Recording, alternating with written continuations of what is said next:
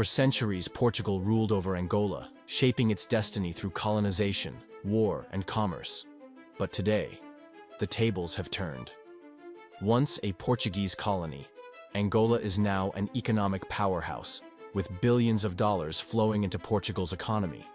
But how did we get here? And what does it mean for the future of these two nations? The story begins in the 15th century. Portugal's explorers arrived on Angola's shores in search of riches. What followed was a brutal era of the Atlantic slave trade, forced labor, and colonial rule. By the mid-20th century, Angolans had had enough. In 1975, after a bloody war of independence, Angola broke free from Portugal. But the struggle was far from over. Angola plunged into a 27-year civil war, a battleground for Cold War superpowers. But when the war finally ended in 2002, Angola struck gold, or rather, oil. Fueled by oil riches, Angola became one of the fastest-growing economies in Africa. Money flowed like never before, and a powerful elite emerged. But what does an oil-rich country do with all that money? Invest. And where did they look?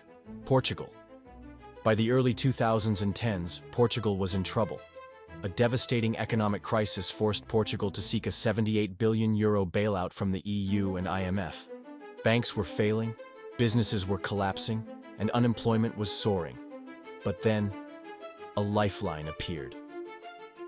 With European investors hesitant, Angolan money flooded into Portugal. By 2014, Angolan investments reached over €1.5 billion.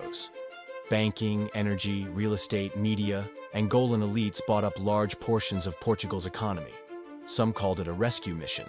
Others called it reverse colonialism. But the story didn't end there.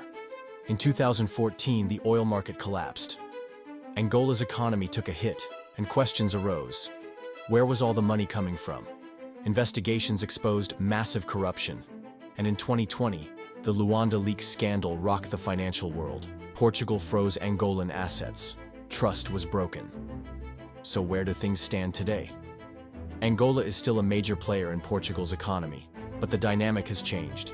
Portugal is more cautious, diversifying its foreign investments to include partners from China, the US, and the EU.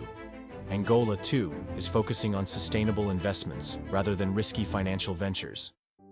Despite the challenges, the two nations remain deeply connected.